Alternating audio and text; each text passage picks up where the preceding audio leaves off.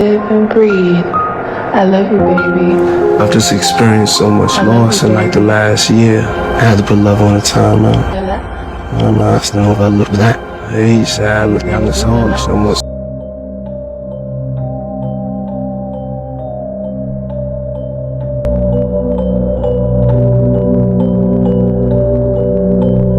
À ce jour, le rappeur Diddy fait face à 7 plaintes pour agression depuis son parcours à l'université, où il a été qualifié de personnalité contrôlante, abusive, au comportement inapproprié. How many times did you personally witness him be violent towards women? Around 4 or 5 times. Was that all with Cassie, or was it Cassie and other women? I seen him with Cassie and I seen him with Kim Porter, his kid's mother. Il aurait notamment battu sa première copine avec une ceinture à l'extérieur des dortoirs. Ensuite, il aurait agressé sexuellement Jane Doe à l'université. Joy Dickinson Neal, agressé sexuellement après qu'il ait mis de la dans son verre. Il aurait enregistré leurs ébats malgré le refus de celle-ci. Vous voyez, je suis généralement d'accord avec le fait que tout le monde a droit à une seconde chance. Bon, pas les violeurs, ni les meurtriers, ni même encore les pédophiles. Je suis d'accord avec l'idée que tout le monde a droit à une seconde chance. Mais je pense que dans le cas de Diddy, ça ne s'applique pas. Parce que la seconde chance, c'est de venir et de dire « j'ai merdé ». Au lieu de condamner ceux qui lançaient des accusations contre vous et de nier catégoriquement, ça jette en quelque sorte cette seconde chance par la fenêtre. Plus vous commettez des actions condamnables qui sont effacées, plus vous devenez imprudent et plus vous vous attirez des ennemis.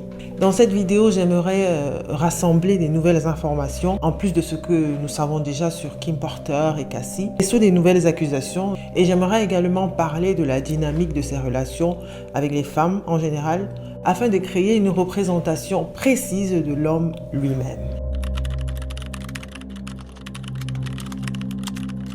Dans un documentaire qui lui était consacré, Diddy parle de sa relation avec sa maman, où il raconte comment sa mère l'avait envoyé chercher des cigarettes et il s'est fait battre. Il est revenu sans l'argent et sa mère lui a dit « Tu retournes et tu récupères cet argent ou tu ne reviens pas ». Il raconte alors comment il s'est lancé dans cette grosse bagarre avec ce gars pour récupérer l'argent et rentrer.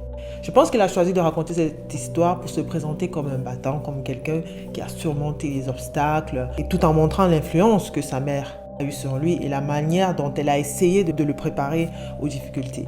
Il parle également de manière très descriptive de la perte de sa virginité à l'âge de 10 ans et du sentiment qu'il était plutôt bon en matière sexuelle. Il dit aussi qu'il avait l'habitude de regarder cette série appelée Midnight Blue et il la décrit comme une série porno qui passait à la télévision. C'est donc quelqu'un qui était très actif dès son plus jeune âge. Il révèle aussi qu'il avait une petite amie à l'université. Puis elle a rompu avec lui et il dit que c'est à partir de là qu'il a réalisé qu'il devait arrêter son cœur. Il parle aussi de sa solitude, il dit qu'il est un homme seul. Je n'ai pas beaucoup d'amis et j'ai l'impression qu'une partie de cela est due à l'addiction au travail. Il s'enferme des heures pour travailler, il dit qu'il est une machine. D'ailleurs, il a déclaré qu'il se considère comme l'un des connards les plus méchants qui ait jamais marché sur Terre. Une partie de sa confiance vient aussi je pense du fait qu'il ait réalisé tellement de choses. Si vous pensez à la façon dont il a commencé à promouvoir les soirées à l'université, ensuite à Washington, ensuite à New York, de son premier emploi où il a été viré, ensuite il rebondit, sans doute aidé ou groomé par Clive Davis. Et très rapidement, il obtient son propre label. Si vous faites l'impossible une fois, vous risquez d'avoir la grosse tête. Vous faites l'impossible 2 fois, vous commencez à vous dire que vous déchirez. Vous faites l'impossible 3 ou 4 fois avant d'avoir 30 ans, vous vous sentez invincible. Je peux comprendre comment on dit que je suis le meilleur. Je suis le plus grand dur à cuire parce que j'ai démontré à plusieurs reprises que cela était vrai. Apparemment, selon certaines allégations, Janice était une escorte et Diddy l'a regardé parfois se livrer à ses excès quand il était encore enfant. Et son père était également le leader d'un gang très notoire à Harlem. Il traînait avec Frank Lucas, qui était lui aussi un gros trafiquant de drogue.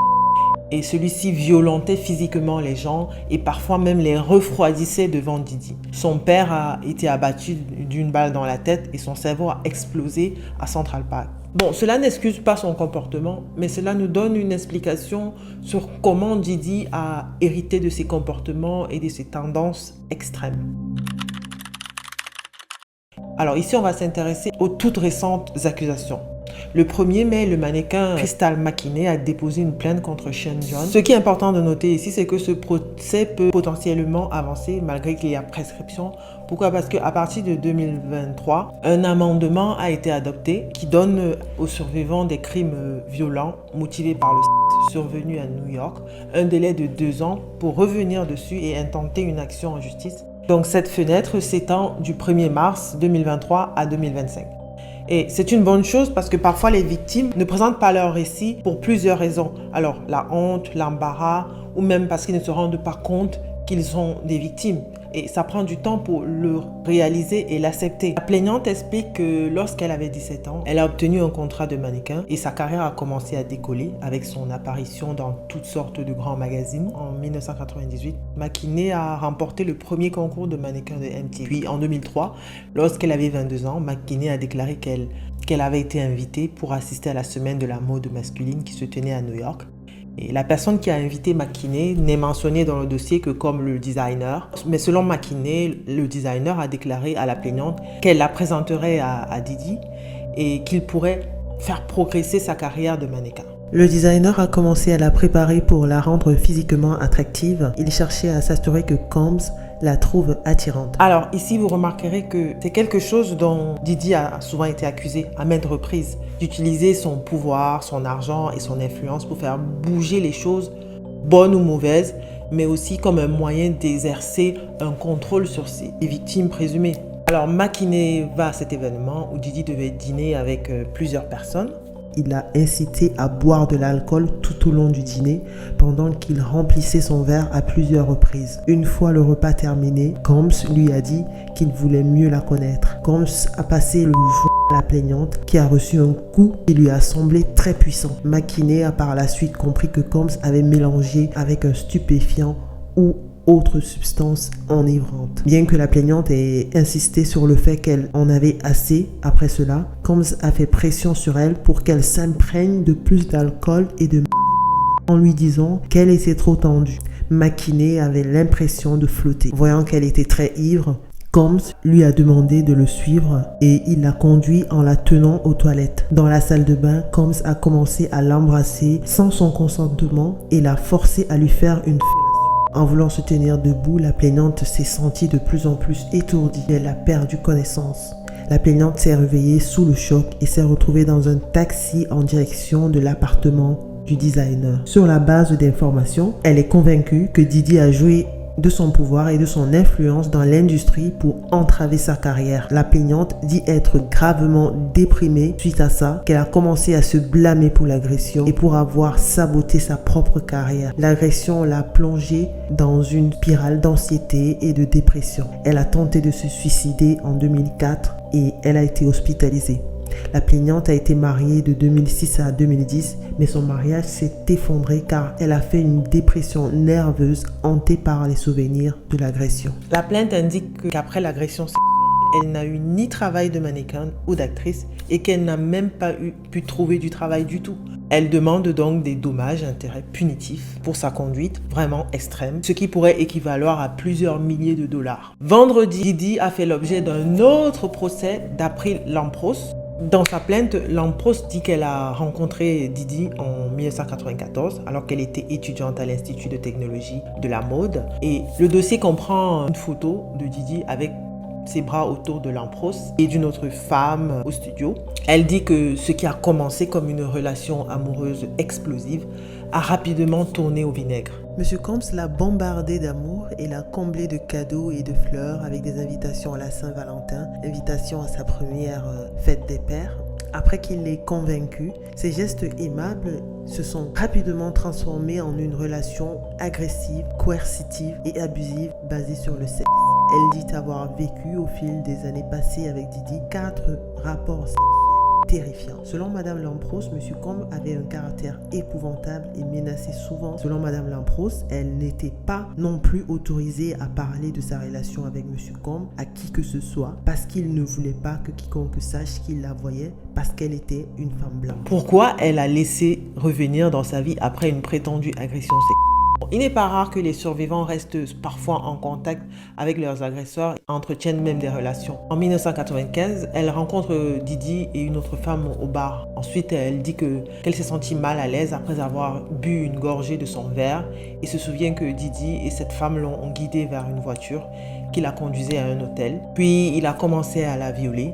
En le suppliant d'arrêter, elle dit qu'elle s'est évanouie. Au réveil, le lendemain matin, elle était nue et elle s'est enfuie de l'hôtel. La plainte passe ensuite au récit graphique de plusieurs multiples agressions présumées commises par Didi. Les accusations sont très similaires à ce que nous avons déjà entendu d'autres femmes. Une autre agression est survenue près de l'appartement de Didi à Manhattan. C'était dans un parking où Lampros a déclaré que Didi l'avait forcé à lui faire une feu.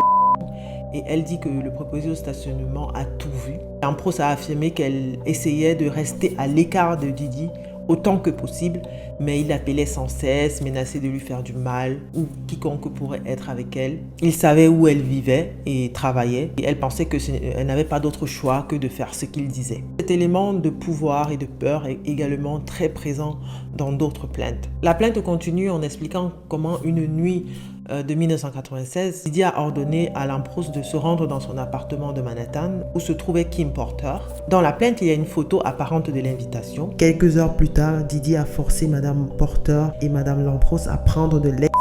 Lorsqu'elles ont accédé à sa demande, il leur a fait avaler une pilule de force pour s'assurer qu'elles l'ont bien avalée. Les mains de Monsieur Combs étaient si profondément enfoncées dans la gorge de Madame Lampros qu'elle avait des hauts le cœur et il a même vérifié sous la langue. Avec la combinaison d'alcool et d'ecstasy, Madame Lampros se souvient s'être sentie étourdie et léthargique. Après avoir été forcée de prendre de l'ecstasy, Monsieur Combs a alors demandé à Kim Porter d'avoir des relations sexuelles avec Madame Lampros. En 1998, Lampros trouve le courage de mettre fin à la relation, considérant qu'elle avait finalement assez souffert. Toutefois, cette fin était unilatérale. Monsieur Combs n'en avait pas fini avec elle. L'agression finale, selon Lampros, aurait eu lieu en 2000, alors qu'il filmait Making the Band. Lampros dit qu'ils se sont croisés et il a supplié de la voir. Elle a dit non. Il aurait appelé plusieurs fois au cours des prochains jours et aurait fini par la convaincre de le laisser venir à son appartement. Alors, elle a réussi à sortir de ses griffes et de l'appartement, mais selon elle, elle ne pouvait pas échapper à son lien avec le rappeur. Waouh! Ok, comment voyez-vous l'incroyable relation entre la richesse et la déviance? Est-ce que c'est l'argent qui en est la cause ou qu'il a exagéré? Je veux dire, le sexe, c'est une chose humaine, mais quand vous allez trop loin et que quelqu'un vous a agressé d'une manière ou d'une autre, ce que vous apprenez, c'est qu'il y a du plaisir, qu'il y a une sorte de résultat à abuser des gens. Mais quand vous y ajoutez de l'argent qui donne un effet levier, cela permet de dire « Nous sommes d'accord avec cela parce que vous avez de l'argent. Vous pouvez nous rendre la vie plus facile pour que cela devienne une sorte de contrepartie. » Donc, le déviant ou le prédateur gagne. Mais cela devient très grave, très crasseux. C'est comme si vous donniez votre âme en échange. Misa Hilton, la maman des deux garçons de Didi, a révélé qu'après avoir vu la vidéo de Cassie, que cette vidéo a déclenché son propre traumatisme. J'entends beaucoup de gens dire pourquoi elles ont permis ça, pourquoi Cassie est restée, pourquoi certaines femmes choisissent de rester avec des hommes qui leur font ça. C'est peut-être l'appât du gain, direz-vous. Et vous avez probablement raison. Personnellement, si un homme me fait ça, je me barre. Je m'en vais. Me reconstruire toute seule. C'est ce que Jennifer Lopez a fait. J'aurais plutôt tendance à me comporter comme elle. Mais voici ma théorie. Mettons-nous dans l'état d'esprit de Cassie et de ses femmes. Et pourquoi Cassie est restée aussi longtemps? Et sur ce que cela signifie et sur ce qui s'est passé derrière les coulisses, sur le pouvoir et la dynamique de leur relation. Déjà, Cassie avait 19 ans et Didi en avait 38. Jeune chanteuse en herbe, elle voulait une carrière, du moins c'est ce qu'elle envisageait. Et il lui a vendu cela comme une opportunité, ce que font beaucoup de prédateurs. Donc ce que nous verrions comme une relation était en fait devenue une relation prédatrice, basée sur ce qu'elle pourrait obtenir si elle le servait. Et je pense qu'au fil des temps, cela est devenu un levier. C'était, veux-tu ce contrat d'enregistrement, cette carrière?